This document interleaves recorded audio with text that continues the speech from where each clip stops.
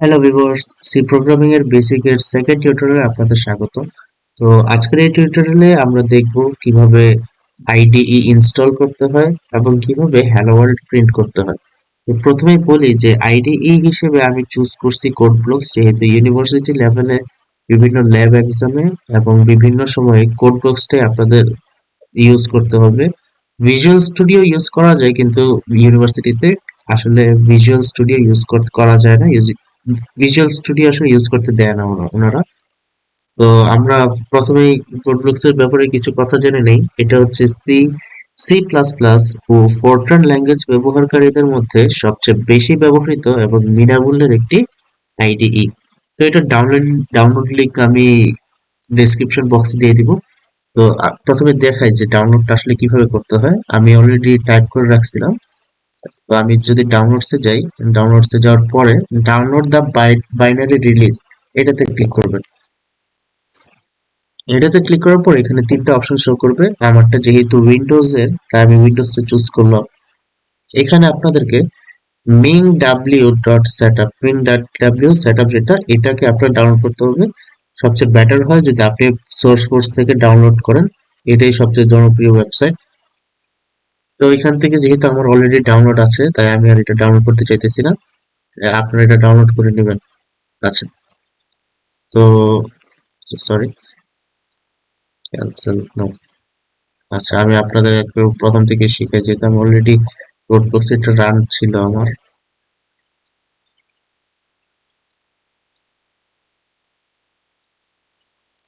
তো এটা হচ্ছে কোডবক্স এর একেবারে বেসিক যে ইন্টারফেসটা। আমরা শুরুতে যেটা করব, টপ লেফট কর্নারে নিচে নিউ ফাইলে এমটি ফাইল চুজ করব। তো সবার প্রথমে আমাকে যেটা করতে হবে, এটা ফাইলটা সেভ করে নিতে হবে। ফাইলটা সেভ করে নিব আমি ফার্স্ট সি প্রোগ্রাম নামে। যেহেতু এটা আমার ফার্স্ট সি প্রোগ্রাম, আমি এটা একটু বড় করে আপনাদের দেখার সুবিধার্থে, সরি। তো ফার্স্ট আমাকে যেটা করতে হবে, include stdio.h int main printf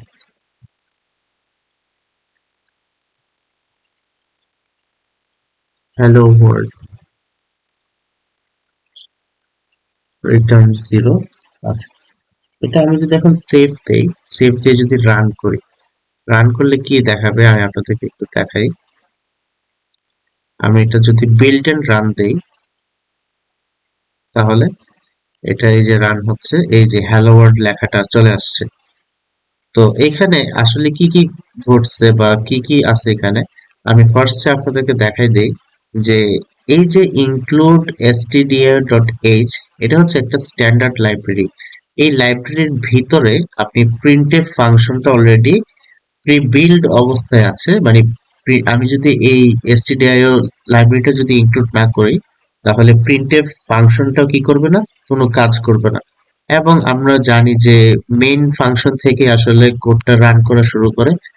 তো রিটার্নের কাজটা কি? রিটার্নের কাজটা হচ্ছে যে এটা পুরো কোডটাকে একদম নির্ভুলভাবে এক্সিকিউট করবে আর কি। মানে ভিতরে যদি কোনো সমস্যা থাকে, তাহলে সেটা তো অবভিয়াসলি কম্পাইলার শো করবে আমাকে। এছাড়া যদি কোনো আমি রিটার্ন জিরো যদি নাও দিই, আমি যদি রিটার্ন জিরো নাও দেই, তবুও যদি এখন আমি সেভ করে রান করি, তাও দেখেন সেফলি রান হয়েছে। কিন্তু রিটার্ন জিরো দেওয়ার কাজ হচ্ছে যে এটা একটা কোডকে সেফলি রান করে। তো আমি আরো বিস্তারিত কিছু কথা বলতে চাই এখানে। এটা হচ্ছে এই যে ডবল হ্যাশটা একটা কমেন্ট হিসেবে কাজ করে, যেটা একটা সিঙ্গেল লাইনের জন্য। এবং আপনারা চাইলে পুরোটাকে কিভাবে কমেন্ট হিসেবে চালু করতে পারেন। এটা হচ্ছে হ্যাশ, তারপরে আমি যদি একটু স্টার্ট দেই, তাহলে দেখেন পুরো লাইনটাই কি হয়ে গেছে, এতটুকু পর্যন্ত। আমি যতটুকু এর সীমানা দিতে চাই, আমি সাপোজ এতটুকু পর্যন্ত সীমানা দিতে চাই, তাহলে বাস, তাহলে এই পুরোটুকু হয়ে গেল কি আমার কমেন্ট। সরি, কমেন্টের কাজটা কি? কমেন্টের কাজটা হচ্ছে যে একজনের কোড আরেকজন যাতে ঠিকমতো বুঝতে পারে। আপনারা যখন বিভিন্ন ধরনের প্রবলেম সলভ করবেন, লাইক গিগস ওর গিগস এর মধ্যে বা বিভিন্ন ধরনের ওয়েবসাইট আছে, ওইসবে গিয়ে যখন আপনারা প্রবলেম সলভ করবেন, তখন কিন্তু আপনারা হিউজ পরিমাণে কমেন্টস দেখতে পাবেন যদি আপনারা সলিউশনে যান। আচ্ছা, তো এই হচ্ছে আমাদের এই হচ্ছে আমাদের প্রিন্ট ওয়ার্ল্ডের যে বেসিক স্ট্রাকচার যেটা আমরা শিখছিলাম। এখানে সবার প্রথমে আপনাকে অবশ্যই একটা লাইব্রেরি ইনক্লুড করে দিতে হবে, এবং আমরা আগেও সামনে আরো বিভিন্ন ধরনের লাইব্রেরি শিখবো। আচ্ছা, এই মেইন ফাংশন থেকে আসলে পুরো কোডটা রান করা শুরু করে। এবং আশা করি আজকের এই টিউটোরিয়ালটা আপনাদের কাছে ভালো লাগছে। আর ভালো লাগলে অবশ্যই বন্ধুদের জানাবেন। Thank you.